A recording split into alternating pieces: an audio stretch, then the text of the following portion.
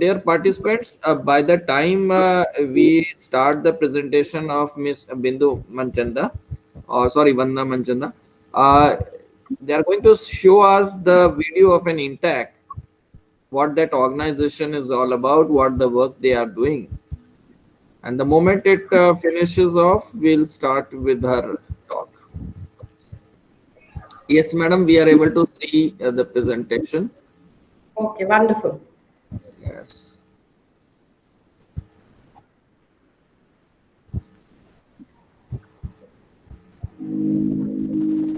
This is India, a country with a rich heritage of traditions, monuments, and sacred sites.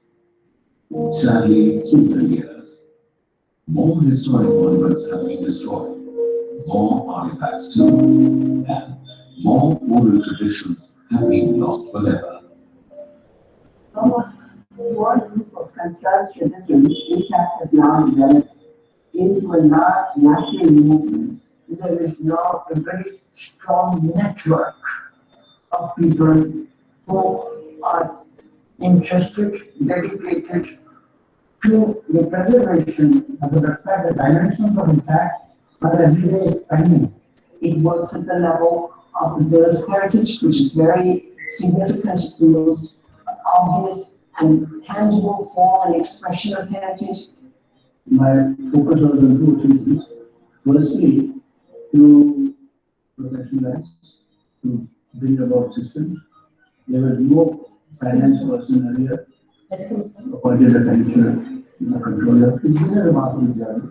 And it has made quite a difference, a significant difference to the better of the country.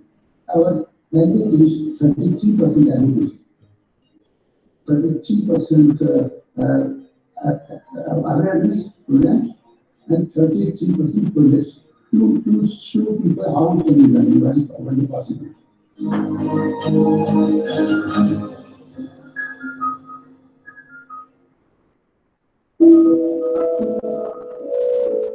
The Indian National Trust for Art and Cultural Heritage, or INTAC, was founded in 1984 to protect the thousands of monuments not listed under the Archaeological Survey of India. Today, INTAC is the premier autonomous non-governmental organization dedicated to conserve and preserve India's natural, cultural, living, tangible, and intangible heritage. We are working more recently with some of the ghats in Varanasi, Balaji Ghat, Ganga Mahal, public places have not been looked after for many years, for many reasons. And these are the buildings that we are now trying to conserve and protect for the future. I would say the biggest achievement, and it was to suggest amendments to the ASI Act, or entrusted with the task of laying down regulations for monuments. INTAC plays a vital role in listing, documentation, and conservation of heritage buildings and precincts all over the country. At Amritsar, INTAC is restoring and reusing a hospital as a craft center. In Kashmir, one of the important buildings destroyed by fire has been restored and saved as a result of INTAC's efforts. I look at INTAC, we're doing organically spreading all over the country, reaching out to all cities, towns, and villages.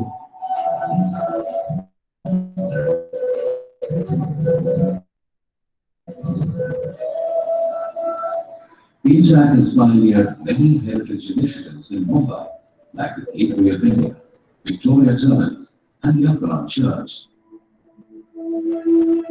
The Balaji Lab is an extraordinary project. We were looking for a place to set up an INTAC conservation lab, and I found in the most incredibly deplorable condition with the INTAC Material Heritage Division and the experts in INTAC, we were able to do an amazing restoration job. It is where all forms of cultural expression can come and find a platform, so that there's something in the museum for everyone to come to. The Arts and Material Heritage Division of INTAC was started in 1985. we focus on region-wise demand for conservation. For example, in South India, we have wooden objects, we have traditional Indian paintings like Tanjore, Mysore, and things like that. At North Center, we're looking at paper conservation and manuscript. Similarly, in Delhi, we are looking at oil paintings or sculptures or metals, wood paintings, you name it, and we do it. The Heritage Division of Intact has conserved and restored paintings of masters like Raja Ravi Verma, Amrita Shiri, and contemporary painters like Souza and M.F. Hussain. This has been a challenge because of the different types of media used.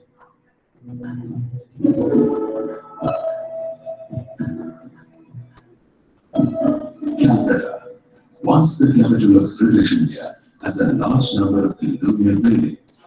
Intact is involved in restoring the Writers' Building and the St. Paul's Cathedral. Intact was approached by the National Museum, Denmark, to restore the Danish heritage of Singapore. There are still remnants of Danish architecture, like the North and South Gates, and the Governor's House. Intact is involved in restoring the magnificent South Gate.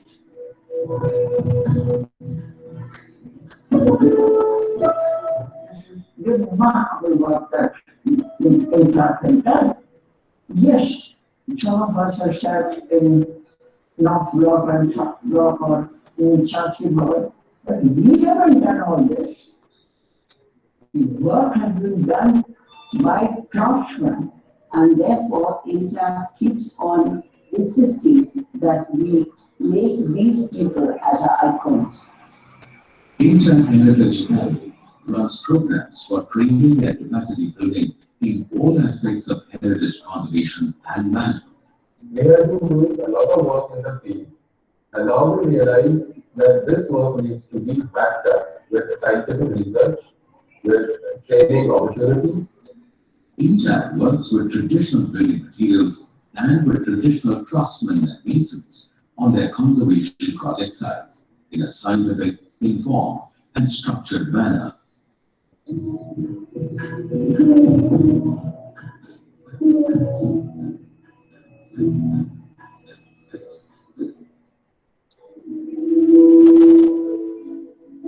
Urban biodiversity is an area which we are addressing at the moment by developing a model for enhancing habitats in the urban area. The Natural Heritage Division advocates the sustainable use of natural resources, undertakes projects on eco-restoration, and conservation and creation of environmental assets.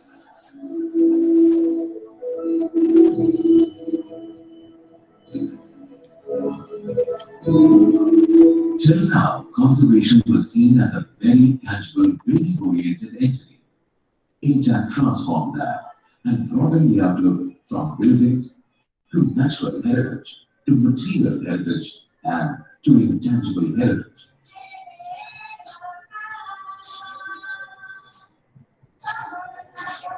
With that in mind, we started holistic cultural mapping of communities.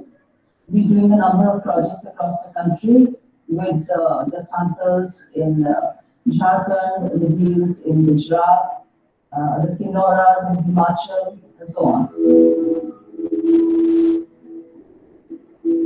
This knowledge, the traditional knowledge, has to be not just preserved in databases of CSIR and so on, but we have to see that there is a continuation and a conservation which goes to the future. To invite cultural values, heritage education and communication service in Intact was set up. And we start paid process with schools and colleges because this is very important to catch children when they are young, because that's the age when you cement your values. So we are running a network of around 2,500 heritage clubs across the country. The Heritage Education and Communication Service Division is dedicated to spreading awareness among young people about India's natural wealth, and cultural heritage.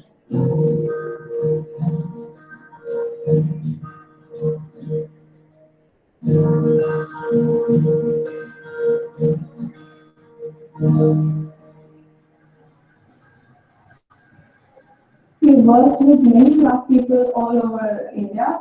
So it's Jaisalmer, Chanderi, Gwalior, Rajpur.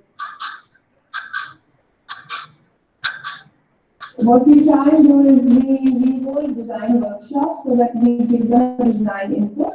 We try and cut the middleman out so that the project reaches directly and they benefit mostly from it. Even UNESCO is now talking about traditional creative industries that could be used to revive the economy. So conservation could also be an economic generator, like in Chennai or even Manchanda. So as we go around in the town, you see the French part of the town, which has a lot of beautiful buildings restored. One of the first projects was restored an old private residence into a hotel, but it is in fact today become one of the landmarks of the country, Uttar Pradesh. They restored an old French building into a heritage hotel. It is satisfying when you see a place springing back to life, where even a small effort has made difference to the town and to the community.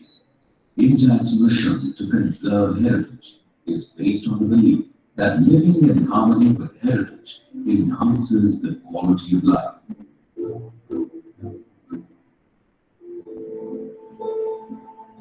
I think it's over.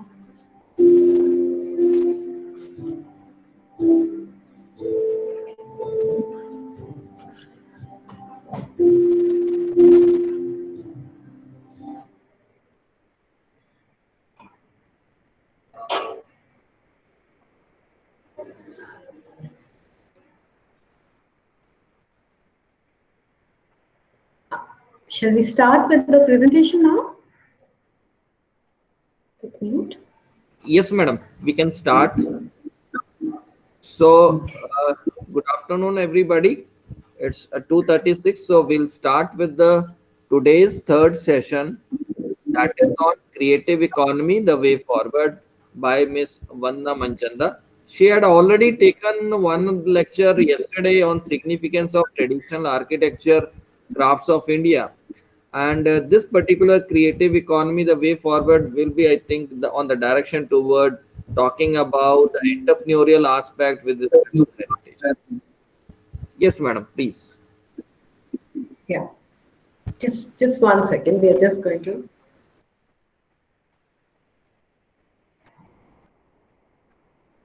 Yeah. Okay.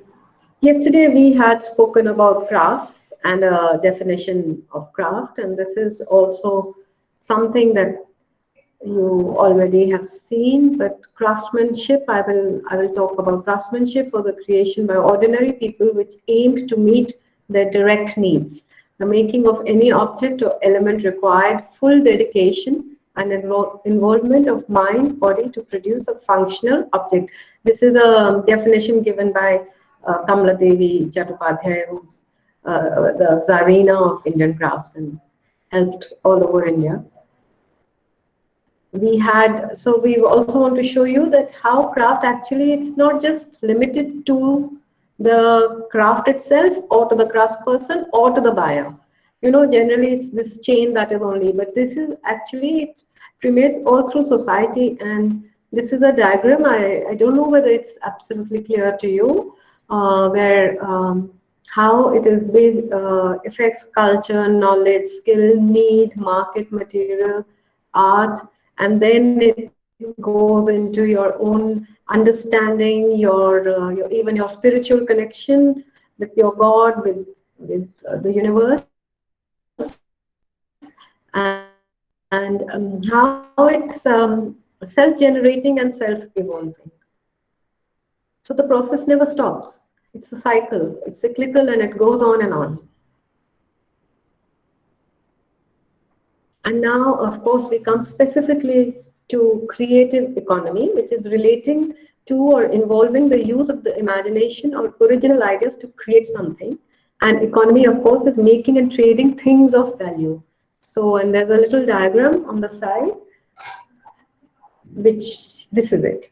So this is the process of creative economy, and how it, on all the aspects, cultural, scientific, economic, and technological, it is linked. Creative economy is linked. So whether it's a simple thing like making of a pot or a ghada, which we all see, or a kulla, all these things actually come into it. Every object that is created links to all these things. Madam, is it possible to change some display settings so that the slide is bit bigger? Okay, yeah. Ma'am, ma'am, click on that display setting, ma'am, on the top of your screen. Yeah. Yes. I'm going to try. Yes, this is okay now. Now you can go for slideshow. Yes, you can go for slideshow now. You can go for slideshow.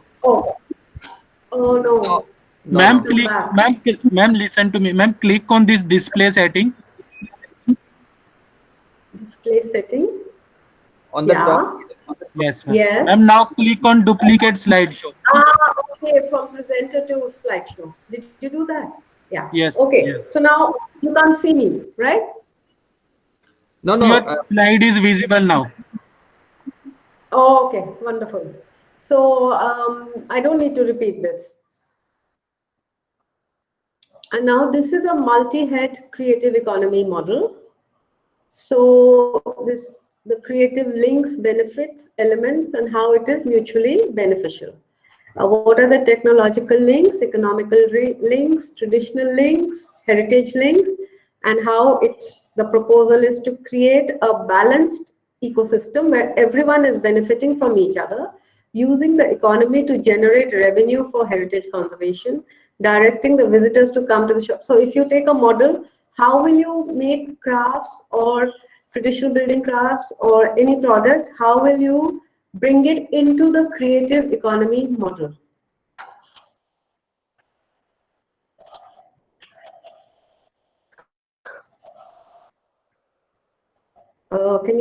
Is this large enough, big enough for everybody to see? Yes, madam, it is okay. So how do you make a creative network for conservation and development?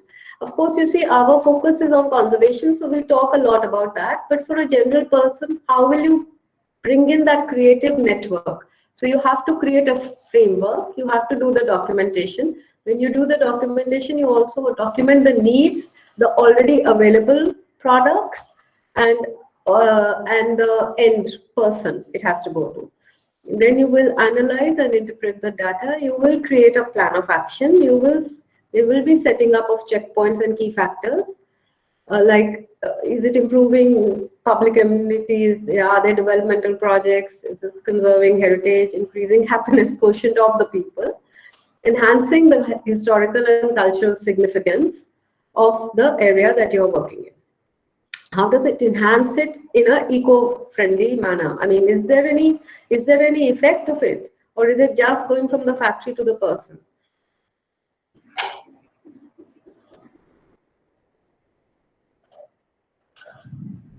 I have already given this definition many times.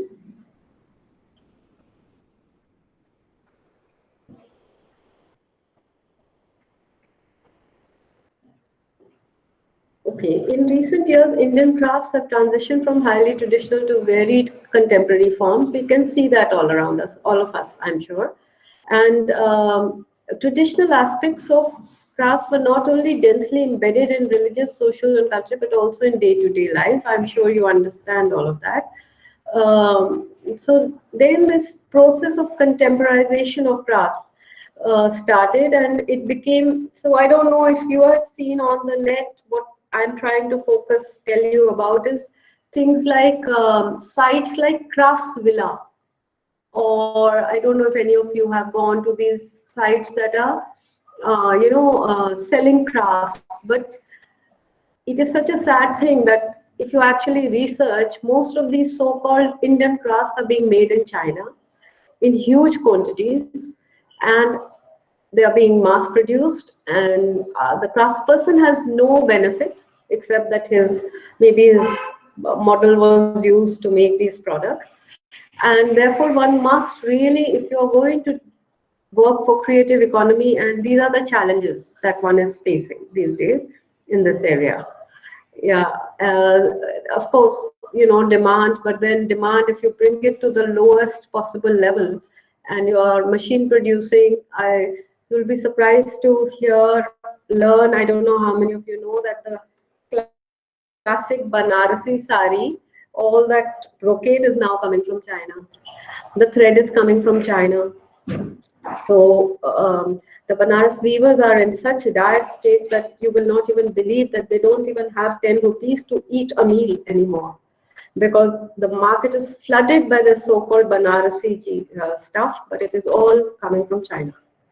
And naturally, our craftspeople who are working by hand can't compete with those kind of prices and mass production things that are happening.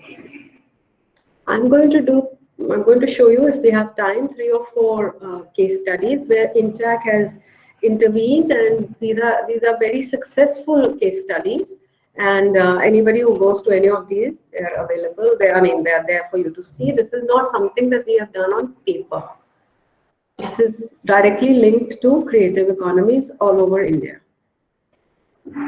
Raghurajpur, as you know, or you may or may not know, is a village in Orissa. It's on the way to Puri and Konark, and it's it's on the tourism route, but nobody ever stopped here in this village. However, it has a multitude of crafts. They have the Pattachitra paintings, they have stonework, they have palm leaf manuscripts, they have a very beautiful dance form as well. But this was just, again, nobody thought of this becoming any kind of destination, and people just used to bypass this on the road. Nobody stopped here.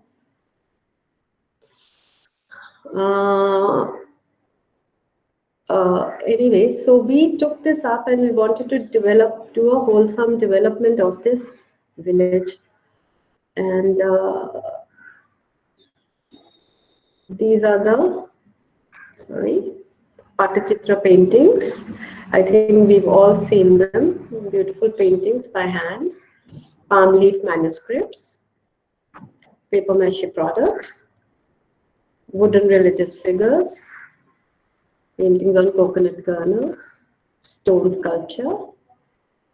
Okay, now this is part of what we started doing. And this is the Gotipua dance tradition, which I talked. This dance is done by boys, actually. They're all boys under the age of 14. And some people say that this is the genesis of the Odissi dance. So we started many programs, and our program I like to say that it became such a success that now there are 2 Raghurajpurs. One on the left side and one on the right side, because of course then the community, when they saw all this coming in, they had their own politics, and now it's divided. So now we have 2 Raghurajpurs, but everybody, whether it's this side or that side, everybody is benefiting. So this was our revival program. We revived the traditional crafts. We provided training for artists and masons. We encouraged artists to relearn traditional forms and not make them just mass produced, but actually give the buyer the original authentic product. Now mural paintings, the houses were also painted.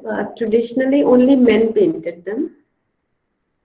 We did a lot of research. Our organization believes that research and documentation is very important, and one should not just venture into any project till you know everything about it. We also started producing line there on our own because we wanted to do restoration, but we make our own line, and we train these villagers. We trained them how to, because they had lost this art. Everybody was converting everything back into cement. And we went back. We said, you're not going to use artificial colors, synthetic colors. We started. They had that knowledge. They had that knowledge, maybe with some old person with something. But we had to bring it back to the fore. So first we got the elders, people who are traditionally painting, line plastic balls. First we got them to do it. Then we started training the young people to do it. And then we started getting the girls into it, which was traditionally never allowed. However, now the girls are also trained and they do it, and now hotels also ask for them, and exhibitions, during fairs. These people are going everywhere. And this, you can see the beauty, intricacy, and you can see the subtleness of the colors. It's not garish. This has all been done with our programming.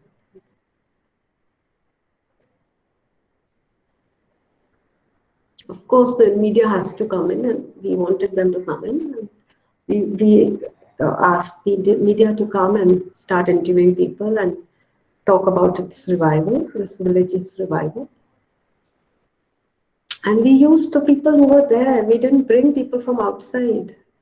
Whatever was lacking, we provided. But we kept on asking the older people to join us. This was, of course, as you will all know, this was actually the objective. Creative economy, generate additional employment, tourism, strengthen their infrastructure.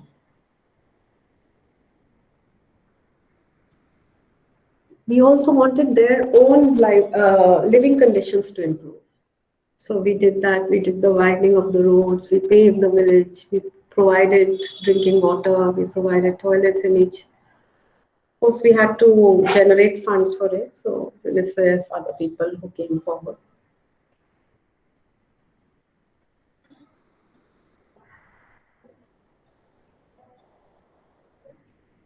Just to give you how we worked.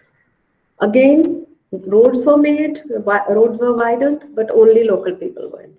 We did not bring labor from outside. We also trained them on bread and breakfast. We trained girls how to make beds properly, how to serve food, cleanliness. Everything was how to run the restaurant.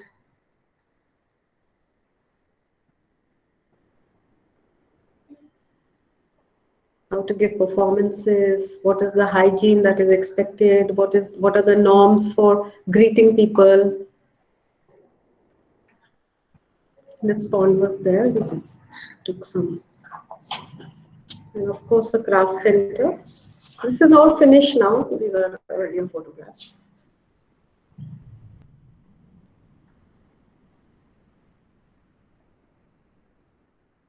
Result is, as I told you, the end result has been that now there are 2 Raghurajpurs. So you can understand how beneficial it was for the community and for tourism.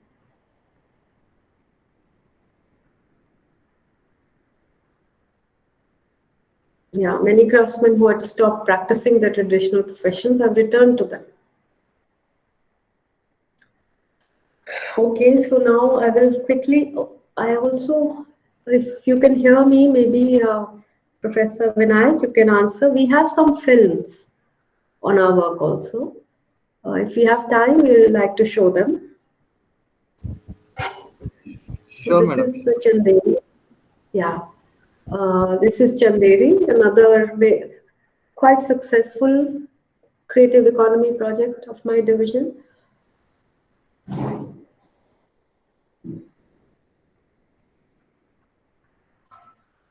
We had spoken briefly about this. I have already shown you these yesterday because both, it's interlinked. We opened this weaving center in one of the mahals that we've restored, Raja Ka Mahal. Yeah, we'll show you a film on Chanderi now.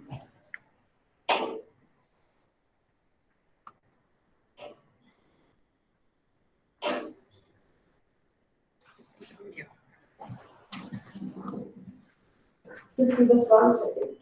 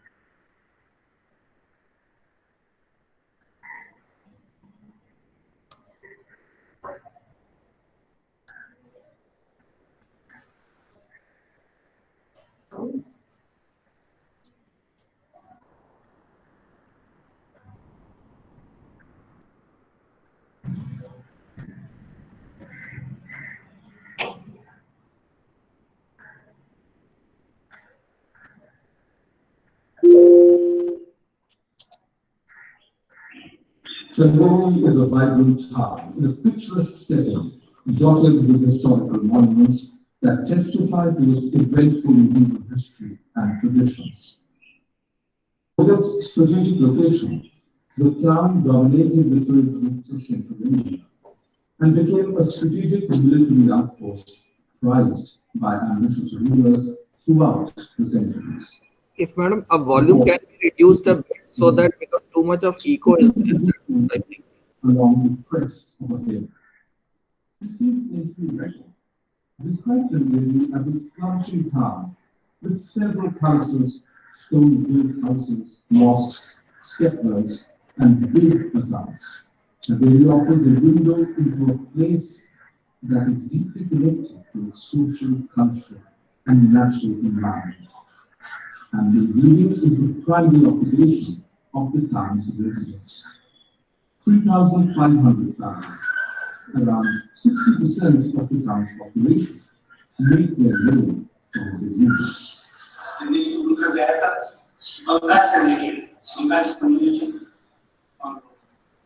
एक दिल्ली में एक बड़ा famous संत का मजा है ऐतिहासिक निजाम थी उनके जमाने में एक संत वहां से चल रही आ रही और उनके साथ में कुछ बंगाल के पैदल उनको फॉलो करने के लिए यहाँ पर ढाका जो ब्रह्मपुत्र नदी उसके किनारे में शहर आबाद हुआ करता था जिसका नाम था लखनऊ वो शहर उस नाम से क्यों नहीं रहा तो 1304 में ऑफसाइड में बस यहाँ आए कुछ लोग आकर के संत के फॉलो हो गए और कुछ लोग उसमें से उन्होंने कहा कि जब संत जहाँ पर है तो हम क्यों जाए यहाँ शुरू करते और हम यहाँ पर आकर फिर गालियाँ तो निशान है तो जिस काम में वहाँ पर इन्वॉल्व थे हो वही काम हमें यहाँ पर शुरू कर दिया तो उनको उस तरह का एक मुश्किल मिला यहाँ पर Preparing the walk of the youth is a complex process involving several tedious operations. The yarn comes in long hanks or bundles which need to be opened and the yarn transferred on small thread reels or bobbins with the help of a mechanized spinning wheel. The bobbins are arranged across a wooden frame called wheel. The yarns from these reeds pass through a reed to be wound around a vertical ground. A walker in good times would walk 4 or 5 or 12 signs each. The Chandeli artisans use the older technology of preparing for walking. The number of threads in a walk can vary from 4,000 to 17,000 depending upon the quality of fabric desired. The hands of yarn are first dyed by hand in the desired colors. This is a skillful process as the threads are very delicate. The dye solution is prepared in large vats, and the entire dye process is carried out in the kitchen. The measure of dyes to be used is an expertise acquired with experience and talent.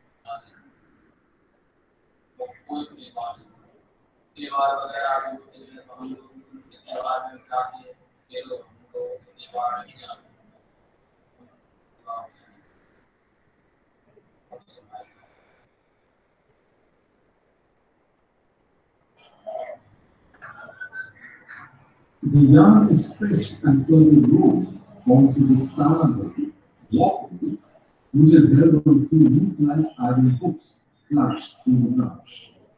This process requires 6 to 8 people from among the women's family members. Each thread had to be properly secured and rolled on the wheel. In order to keep the threads from getting entangled with each other, they are made to pass through a frame of two bamboo sticks. These two sticks are tied to each other with a thread, leaving a slit in between, and thus act as a frame, with the help of which the threads are spread across the width of the loom. Thus, instead of using less space in the Tana machine, where the stretching and rolling of Tana is done simultaneously, in this system, the threads are manually stretched first and are rolled later. The warp reel is fixed on the loom, and the new warp threads are then joined to old warp threads with a deft twist of the hand. It takes almost a whole day to join the threads. This done, the warp is now ready. The thread for the warp is on shuttles, which are filled by laying bands of thread on spinning wheels and rolling thread onto the small bobbins by hand spinning the wheel. The spinning wheel is generally carried out in the courtyard of the weaver's home.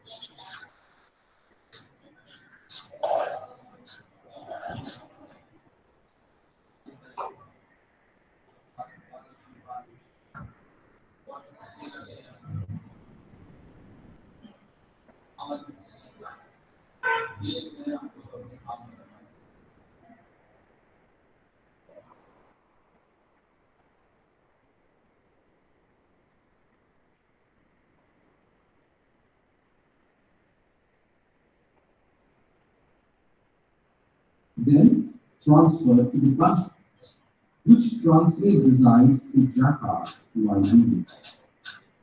A miniature jacquard mechanism, normally referred to as the dolly, is installed on top of the loom. It provides the design of the border of the sun.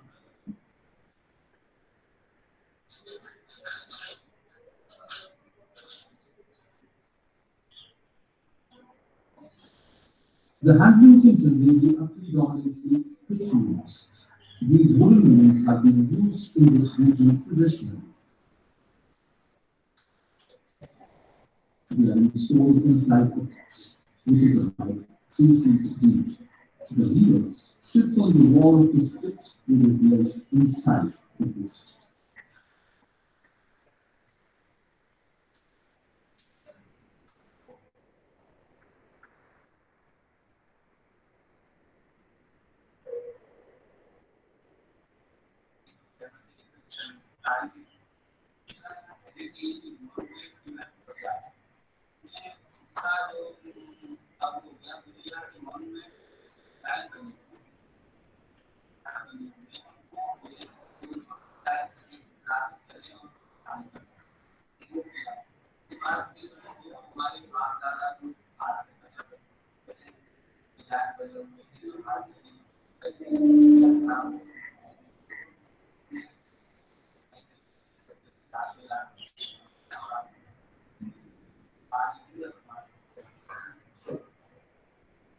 In Chandeli, weaving is a family enterprise involving the entire family in the production process across age and gender. There is thus a very intricate relationship between household activities and weaving, which dictates the organization and allocation of space in the weaver's home.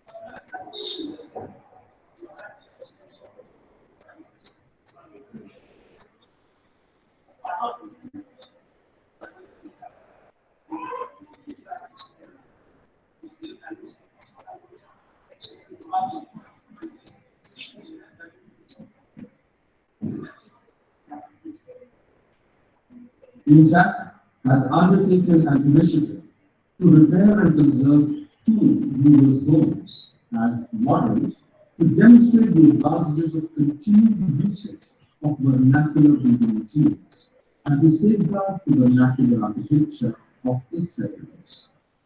UNICEF is in the process of preparing the dossier for UNESCO World Heritage serial nomination of vernacular built heritage of iconic Sari Mini clusters of India.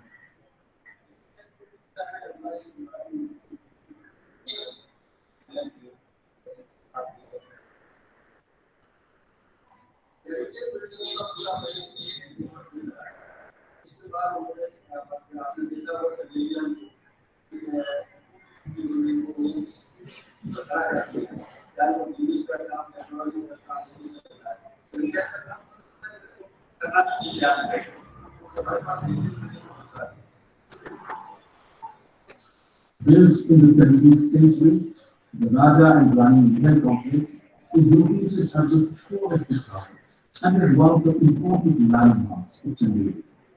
INSAP has restored this historic structure as a pilot project for encouraging adaptive reuse of heritage buildings in the town. The complex is now being used by self-led groups of buildings. The facility is used for training and design interventions for financial and social development of the community. The historic and built environment of the rural community is a cultural landscape closely linked to the environment and traditions. This medieval fabric is a remarkable character of Chandeli that has retained the authenticity of the rural traditions and its continuity. The story of Chandeli is a fable of the exquisite fabric interwoven with its history,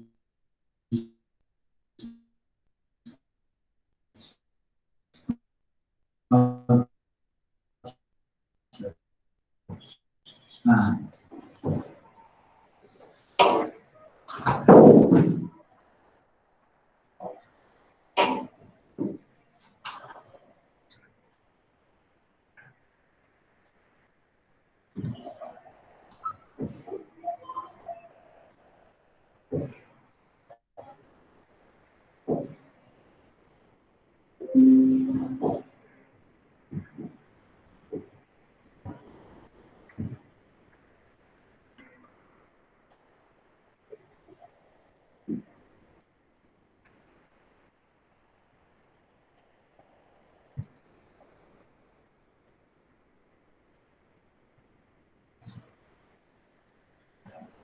Um, shall I start? Yes, madam. Okay. Any questions or anything at this stage? One question, that is, won't it mitigate the contemporary crafts by bringing craftsmen of various regions together at regular intervals to interact and know each other's craft and learn integration of various crafts at their own. Oh, all these, the craft melas and all that happen. So all Yes. these craft people are there, and I think they do interact with each other and learn from each other. There's dastkari, then the handloom associations have melas, government bodies have melas. I think they get enough opportunity. However, personally, I feel that it would be more beneficial if these specific groups are given design interventions, and technology is they're enabled, technology enabled. Like during the pandemic, I'll show you some things that I was able to do to help. They were in a very, very, as you can understand, very uh, yeah.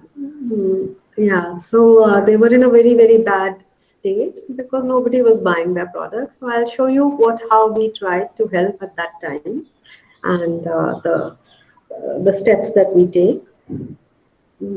Anything else? Yes. Ma'am, may I ask this question in person? I'm Bharat Kumar Mittal. Yes, you're audible. Am I audible? Yes.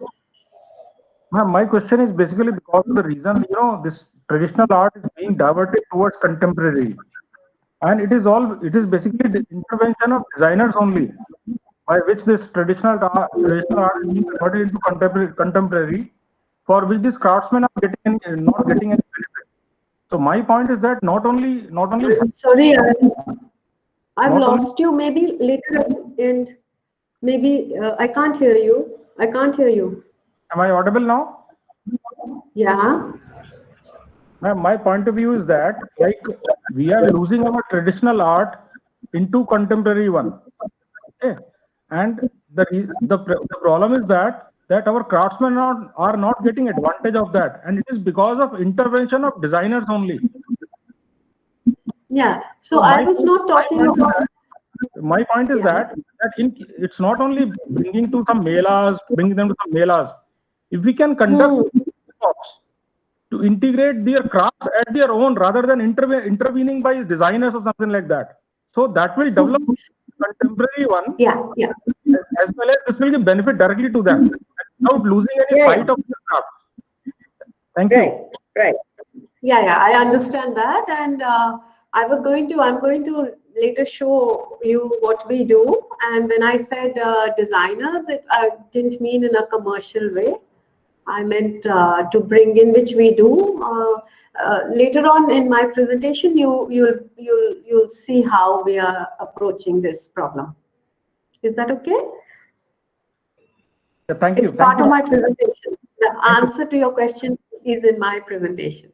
Thank you so much. And we can always discuss it more if needed. Yeah. Okay. So now I'm going to show you another very recent. This is a place called Kagzipura. I'm quite convinced that none of you would have heard of this. This place is next to Aurangabad, near the Ajanta Ellora caves, on the way to that very beautiful site. And here they have a 700-year-old tradition of making paper. That's how the name comes, Kagzipura. And they came during Aurangzeb's time. And then for many, many years, in fact, hundreds of years, they kept making this paper, which is from waste, cloth waste mostly. And they used to get orders, even the government, filed folders and all that, but slowly that's completely stopped. And this beautiful tradition of making organic paper was lost. And we heard about it through one of our chapters, actually, the Aurangabad chapter, and we started working with them. And your question may be answered partly by this presentation.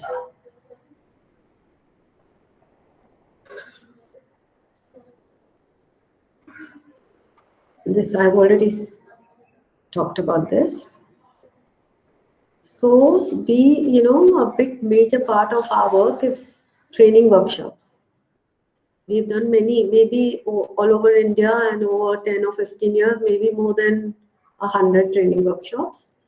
And we've had a direct benefit on creative economy for all these craftspeople. And when I was talking about bringing designers, I didn't mean these designers who will just use these people and sell at high-end stores. That's not what I meant. What we meant was that these people, if the need for the paper as such has disappeared, we will try, and we are trying to recreate that need by education, but also then from that paper, some products should be made that the market desires, needs, or wants. And the copyright of everything that we design, help them design, belongs to the community. It doesn't belong to the designer or to Intac. They can sell their products after we have trained them, after we have paid for the designer. We paid to train them, so we give them daily wages so that they don't lose out on their livelihood. Most of them, a lot of them have, as you know, gone to labor, farm work, other things, cleaning, jobs, sweepers. We bring them back and we pay them daily wages. We pay for the designer, we pay for everything. And then the design, the technique, the technology is theirs to use. This is the way we approach it. So we had a training workshop and we trained. We also did a competition, and we thought we need to do a branding. So we held a competition, and this is the design that was chosen for the Kagzipura paper, and now everything that is being made there has this. So we made a logo, and now we are now in the process of developing Kagzipura like we have developed Raghurajpur. Now this is a 3-year commitment to begin with, and you can understand the amount of resources we need to be able to do that. We have been fortunate that we have managed to find a funder who has undertaken the process for 3 years, and unfortunately, due to the pandemic, we haven't been able to work this year, but we hope to start early next year. In the meanwhile, we are doing the survey of the number of people, youth, old people, who knows what to do, who's engaged where, because they have no work. And they may, as you can see, this paper that's hanging, this is very beautiful paper that they do make. And we have a very active Aurangabad chapter and Maharashtra state convener, who they're all helping. And we have done 2 workshops already actually, and now we will start the actual work. And we did bring their paper and some products to our own Intac small, we had a 3-day fair. And they were sold out in, I think, half an hour. This paper went because it's so beautiful, the quality of the paper. But fine, they still have, some of them have the skill, but where is the market? I mean, they can keep making paper, but if nobody is going to buy it, then it's a loss, right? I mean, who's going to do it? So that's what. Okay, we have a film on Kagzipura. We can show it later if you like. It's a very beautiful film again. But I also want to tell you that a lot of our films have got awards. Anyway, now I'll talk now about, so that was another initiative on creative economy done by Intac. And now, again, the third one that we are showing you is Nizamabad black pottery. I don't know whether you know about this black pottery. It looks very much like Bidri work of Hyderabad, only it's not done on metal. It's done on clay. And this is in Azamgarh district. It's got this black finish. And then the initiatives we did, of course, as I said, we did design workshops to begin with.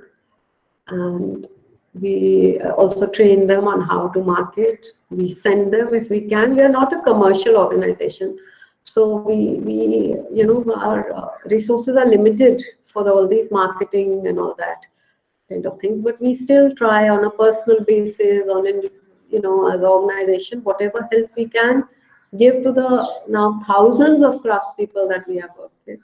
We do try and do that to increase the visibility and impact.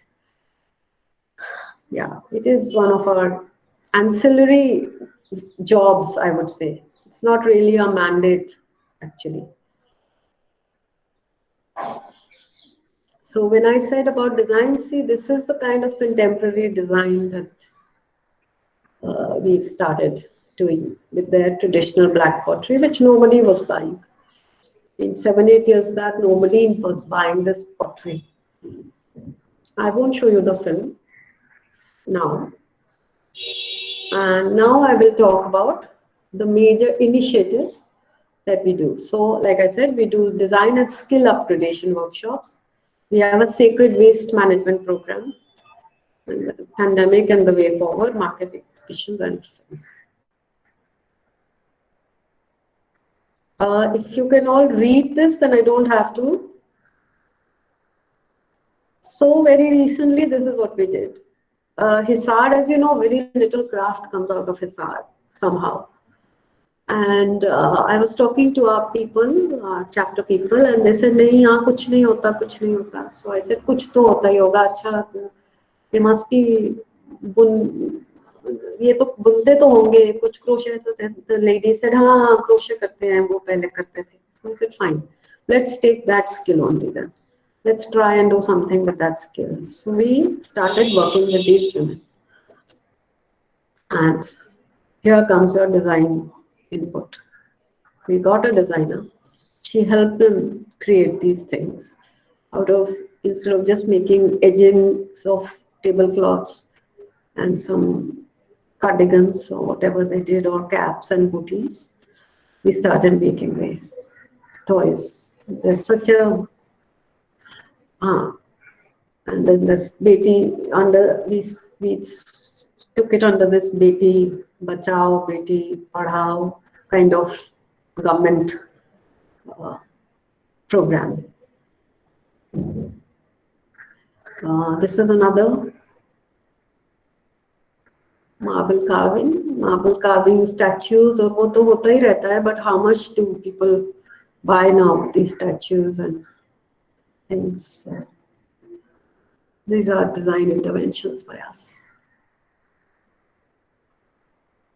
With the same skill, just tweaking it, just upgrading it, just showing them how to use the same tools to create different things. Again, a lot of you will know about this inlay, Hoshiarpur. They used to do it in ivory, or that's no longer, so they use. We took this community, most of them have become farmers. It's not necessary that we don't want them to become farmers or laborers, if that is their aim, but I certainly think that there is more dignity involved in this, being these master craftspeople. You can see this, these people which we collected from the villages, actually, and just kept asking, कौन बनाता था, किनका दादा बनाता था, पिताजी बनाते थे, आपको कुछ आता है, आप सीखना चाहते हैं. So these people came. These are the older people.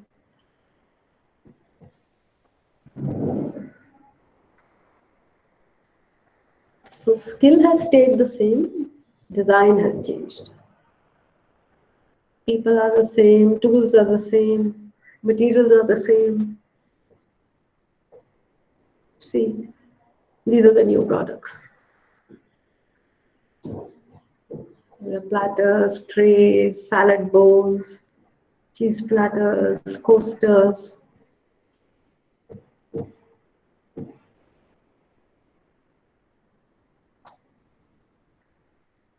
We also try and give market linkages. Being a non-commercial organization, we really can't, and we don't make any money. This is all just dedication to the craft. As I was telling you, we have numerous, I can't show you everything. This is a list of some of the workshops, design workshops that we have done.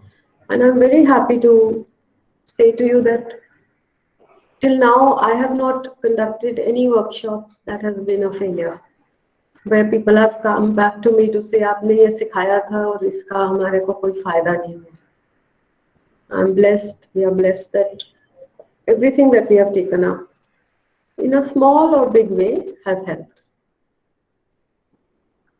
Okay, now this is something I'm very proud of, proud of as an impact person, because everywhere we used to see these flowers, or at the temples, everywhere, just mounds of, and after weddings, just stinking away in these heaps, getting mixed with plastic, getting just thrown into the rivers, wherever.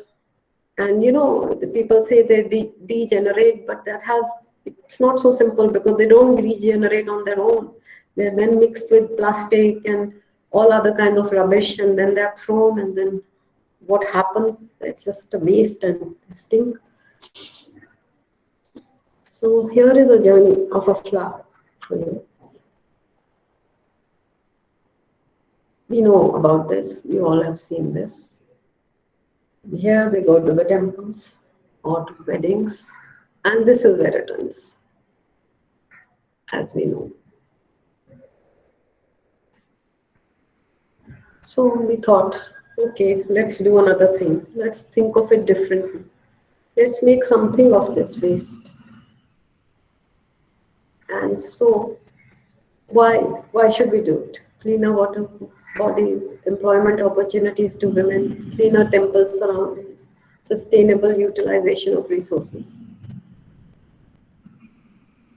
These are the reasons. This is the creative economy. This is what when we say creative economy, it's not just on paper. It should have a meaning. You should be able to see a product at the end of it. Just a talk is not good enough. So this became we started in a small way, and now it's a pan-India. Again, pandemic stopped us, but it doesn't matter. We will carry on. We did this in Mayer in Madhya Pradesh, where we had another chapter, and we said, please start collecting. They have a very big Devi temple there. So collect the flowers. And you know, we took these women. उनका skill क्या था? बीड़ी role करना. MP में बहुत बीड़ी बनता है. It's the major center in all over India. Madhya Pradesh is the major center for bidi making. So we got these women who make beedis traditionally, and we trained them. And this is such a success that this incense now is going all over the world. MP government is getting it. Temples are getting it. They can't any more fulfill the demand. From the 25 women that were trained, 250 women are now working. And they really, bless us, because they say that they never liked the fact that they were making beedis, because they all understood that it's not something good to do for the people who then smoke the beedis. It's not something, but what to do? Economics made them do that. That's the only, that's the only thing they could do. So now they're not making beedis anymore. They're making these. And also now 3, 4, 5 of them have become so trained that they have become trainers. Wherever we get a demand, we send them, so they are earning, like they have become trainers. They're no longer daily wage workers. And this is whatever. Okay, we also do exhibitions. We've done on the Delhi Metro. We do international exhibitions, all towards promoting and preserving, all towards creative economy. Okay, this is the film on Kagzipura. And now let's talk about the pandemic and the way forward for creative economies. what is it that we can do that these people don't sink further and further into poverty? And like you were saying, somebody was saying that skills should be, yeah, it is okay. It is okay to say that they should, carry on their traditional skills. But to what end? What is the end? What is the benefit to them? Their children also need to eat, go to school, have a decent life. We have to think anyway. We started it's called Creative Dignity with very huge other groups of people, like-minded people. We started helping, trying to, the first help that we gave was ration. Everywhere that we had, we sent rations to these, actually they were starving. So we gave our own money, we got money from friends, from some small, all during the pandemic in complete lockdown. We were able to reach at least 2,500. I think it was about 10,000. I don't have the figure with me. I can give that. Where we gave ration packets, just voluntary ration packets. But that is not enough. Yeah, they need to earn. That is the main aim. We also started then doing this craft cataloging with artisan rates. We said, okay, everything is on the net now. So let's see what they have. We started cataloging wherever our people could reach. All volunteers, I have to tell you, all volunteers, all young people, old people, just going into their homes, cataloging, trying to put rates, and then we started putting it on the net and helping. And then we started also linking them to other cooperatives. Then we started, after that, what to do with all this stock, unsold stock. So we started appealing, sending personal notes and calls to exporters that we have this stock, this community has this stock, this artisan, this weaver has even 25 meters, 100 meters, 2000 meters. Please take it, please take it. Then we got designers involved and we said, okay, now let's start making products. What to do? We started making. Then while we were talking, I had I had this feeling that everything is joyless now. We are always appealing, भूखे हैं, वो ये है. Let us try and create something that will bring some joy. So we made this Karuna dolls, they're called. So we asked these people to make these dolls from the fabric that they have and the skills that they have. And we started this initiative along with Creative Dignity called Karuna dolls. And this has become very popular, and we got started. They have got already many orders for these dolls, and we just recently did a small Christmas edition of mini Karuna dolls that have also sold out. Okay. And then, so the government also is doing its bit. So as you know, the coolers are back, thankfully, instead of that plastic. And I think, what is the thinking among some people? This is a very good initiative. Why did they? You may remember that coolers actually used to be around during Lalu Prasadji's time, and then they were discontinued. And the reason for that was that the volume when they're thrown is too much, and therefore to clear the tracks or something. Now, what about that? It's like millions of tons of plastic glasses are used, and they're just thrown. At least cooler, if a train goes over it, it'll break. But anyway, that was the thinking. What to do? So now this is a recent initiative that the government has taken for creative economy. That actually, as you say, Dr. Vinayak. Yes, madam. Yeah, so I can keep showing more similar things, but if you like a discussion, or I would like to show some films on Kagzipura and others? Yeah, we still have, madam, 25 minutes to go. Yeah. So shall we show the films, or would you like people to ask questions and we can answer those? How would you like to go about it? There is one or two question is there that how's black pottery of Azamgarh is different from that of Nalagarh. Let me show you that film.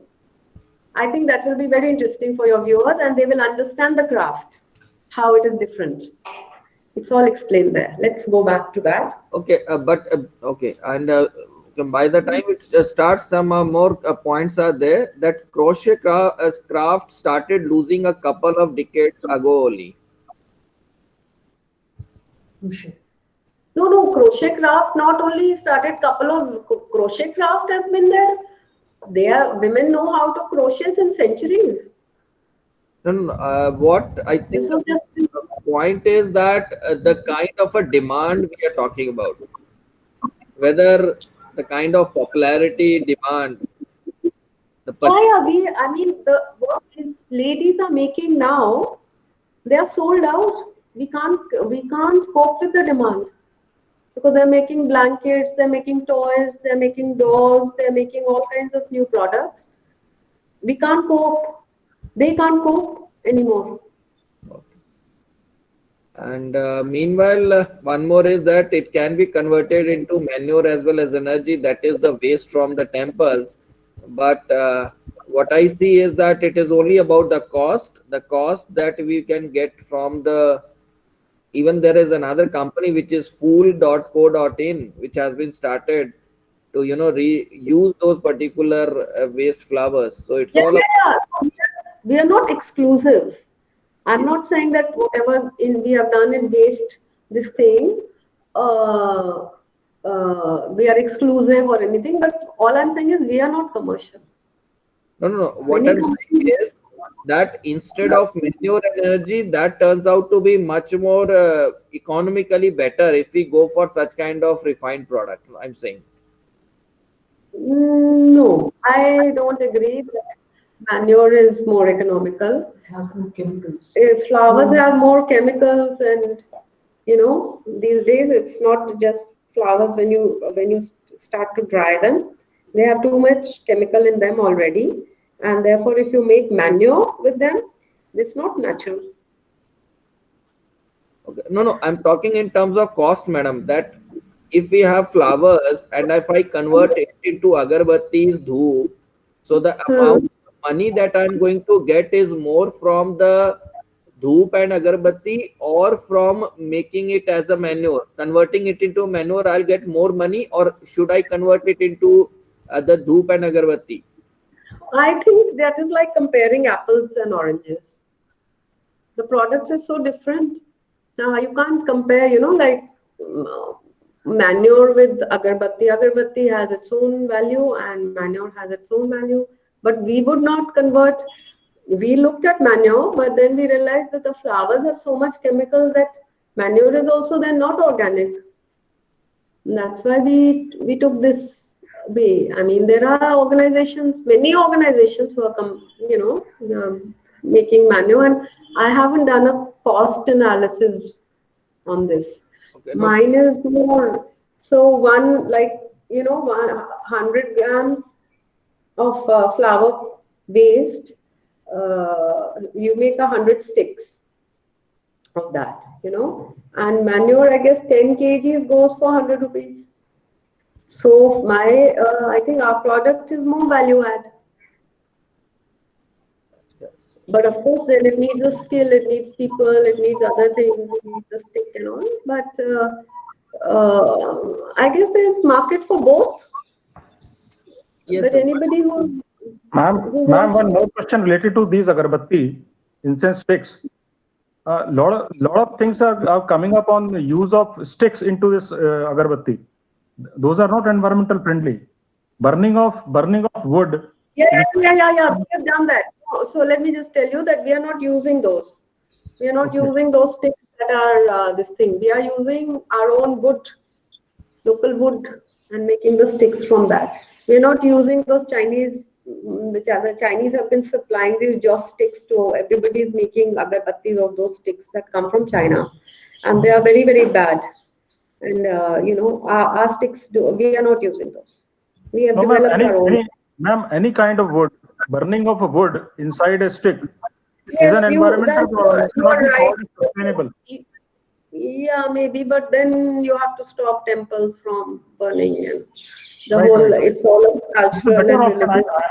I'm not disputing that. It's a better option, but still. No. I totally agree with you, but given the I mean, I'm not going into all that because then cigarette smoking is bad. I mean, frankly, that's a question that we have not really. Ours has been something that, and burning one or two or three sticks. Can you just imagine? I mean, that way we should really not be even driving cars or motorcycles or anything, because every time we do that, or we should not be traveling on planes.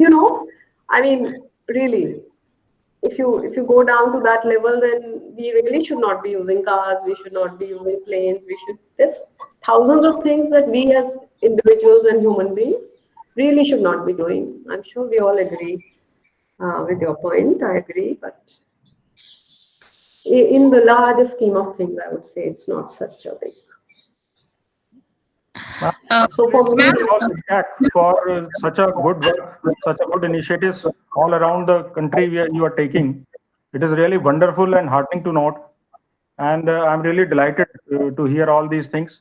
And I think by this way we will be able to keep our traditions alive forever. Thank you. I hope so. Thank you very much. I'm just going to show you the film now. Ma'am, excuse me, I just have a question. Can I put up my question? Of course. Yeah. This is Priyanka Kumari. Yeah, ma'am, I just wanted to know that to what extent product diversification is right from cultural point of view of the existing craft. Like for the crochet, the toys which were made. So to what extent do you think that it is appropriate? Like they get very dirty because textile is such a material. So to what extent the function will suffice the nature of the material?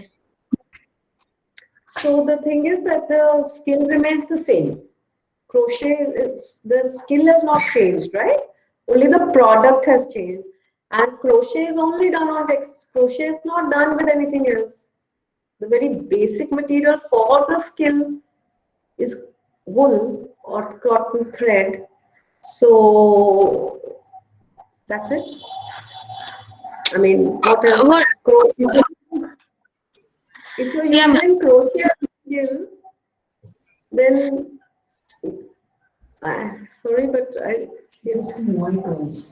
White toys? Toys are more prone to get dirty early, so why only toys as a product diversification?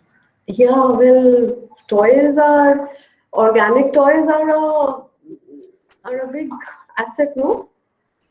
So many of the people would rather give their baby a toy that is soft and organic and not harmful than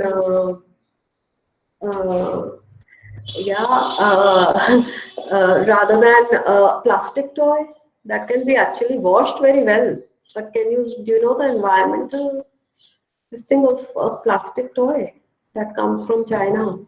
And the PM, actually we were very excited because then now the PM has launched this program as part of Atmanirbhar to make indigenous toys. Okay. Thank you, ma'am. Thank you.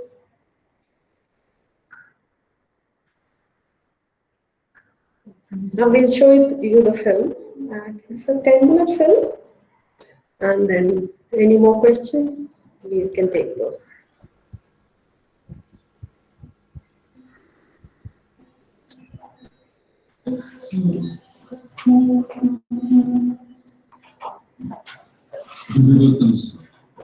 Softly meandering through lush grassy grounds, runs through our history and folklore, casting a spell as it goes.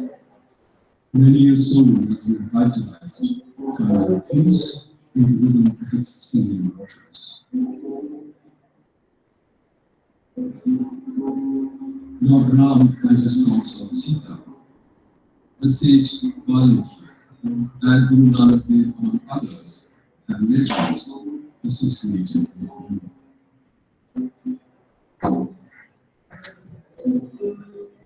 A few hundred years ago, a group of potters came here from Gujarat and settled in Nizamabad by the banks of the river Tamsa.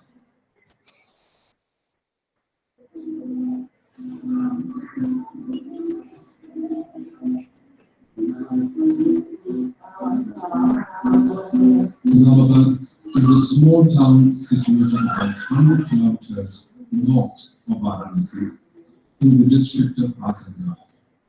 On entering Nizamabad, the pottery is hard to miss. Blocks of clay, potter's wheels, and stacks of clay vases are everywhere. The small community of Kumbhars, the traditional potters, combine utility with the magic of decoration. Unique in its lustrous black color, incised with floral bands. The process of making pottery of this amazing beauty is both long and arduous. Deft fingers work skillfully to transform the humble clay into an object of luxurious beauty.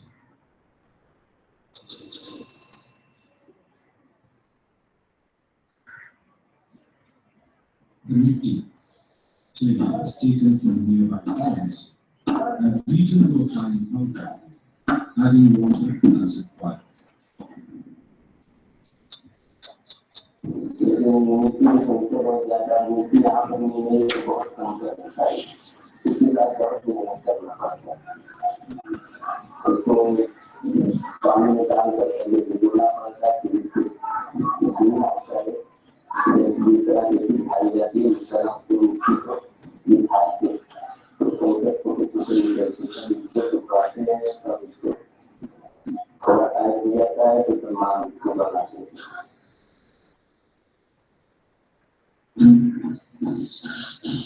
The estimated quantity of prepared clay is placed on the wheel and turned beautifully by the potter, achieving the desired shape with finesse.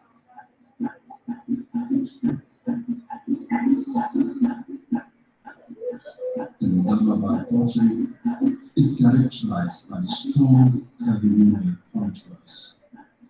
Though simple and ancient, the shapes bring out myriad nuances and differences in each of its various forms, whether decorative or utilitarian.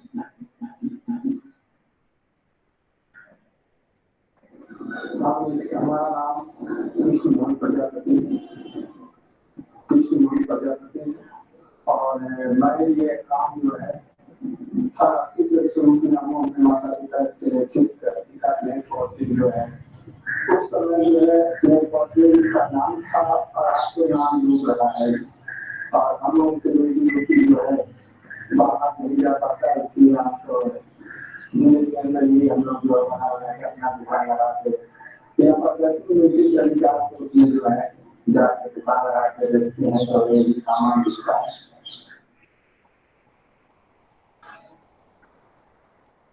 The turning is carried out next day when the clay has set, using a selection of locally made metal tools and burnishing the surfaces with an agate pebble before the potter removes it from the wheel.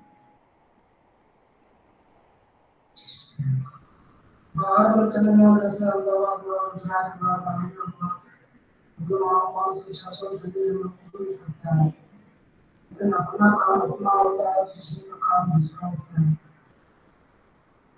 जैसे हम कारीगर हैं आप लोग आ गए बहुत अच्छा काम है आप स्वयं बनाते हैं लगाते हैं सब कुछ देते हैं आपको समझ में आ रहा है कि इस काम में इतना मेहनत है उस हिसाब से लोग पैसा में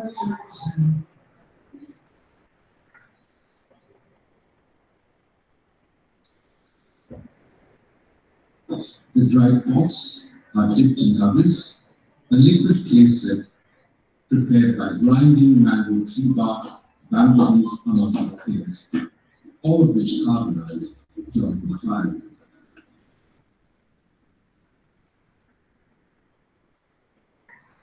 The slip is applied by dipping and pouring.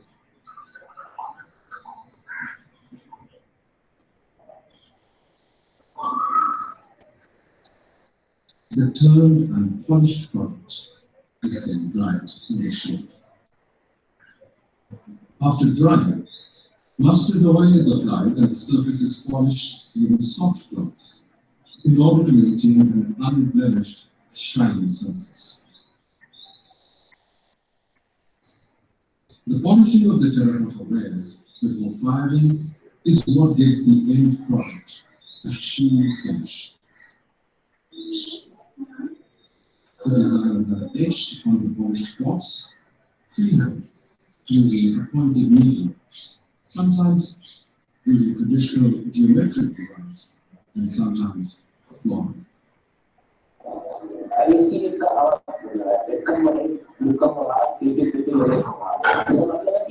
इस काम को जब ये छोटे बड़े लोग सभी लोग मिल करते हैं सभी का अपना अपना ये इसमें योगदान होता है जैसे आदमी का सभी काम करते हैं और फिर सफाई वगैरह करते हैं बच्चे भी यहाँ करते हैं मिट्टी लाना भी होता है सभी का बच्चे तमाम तरह के मेरा काम है कि बड़े लोग जो है एक आदमी काम करते हैं लोग आदमी काम दो आदमी काम ये तुम्हारे लिए जिसमें जो छोटे बड़े सभी लोगों का बराबर का योगदान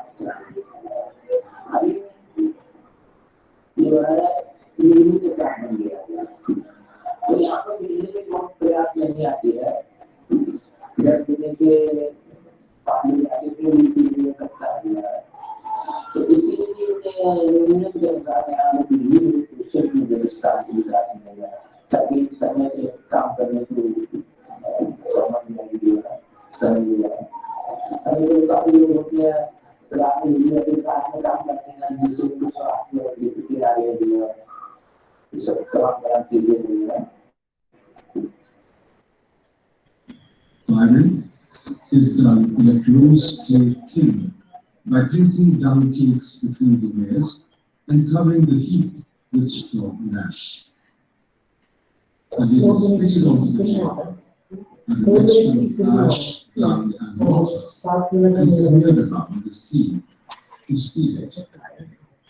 This allows a smoky atmosphere to be created through decay, which gives the pottery its black hue.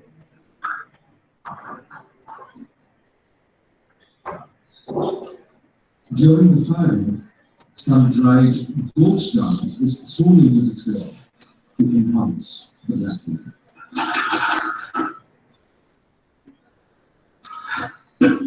The kiln is opened the following day, and the highly polished black pots carefully unwrapped.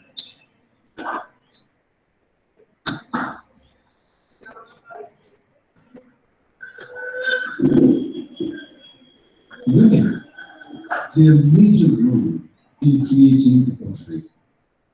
The slip making, slip application, polishing, and inlay work is carried out solely by women.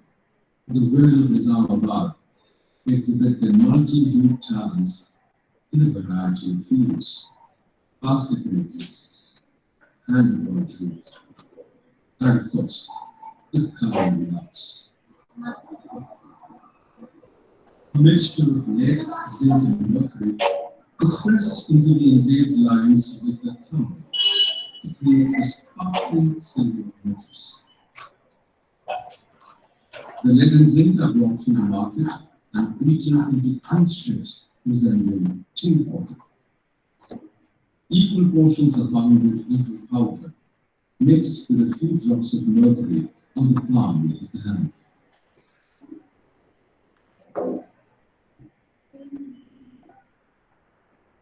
The silver grey etchings contrast with the black background, making the piece truly a work of art.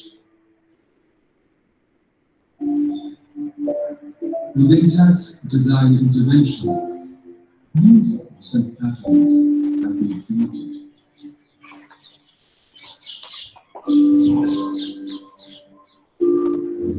The beauty of this pottery lies in the love that the artisan puts into it. It is obvious that he enjoys the work enormously.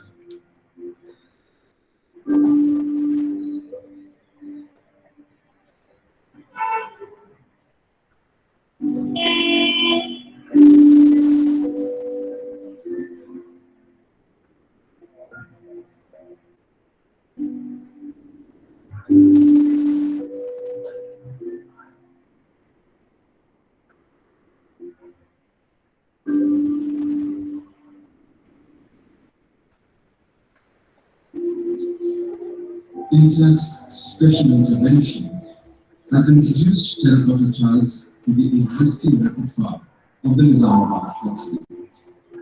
The tiles can be used for cladding a whole wall or used just as accent pieces. The use of terracotta tiles adds to the insulation properties of the wall, making the room both comfortable and aesthetic. The black pottery of Nizamabad is a wonderful amalgamation of concept, design, and execution.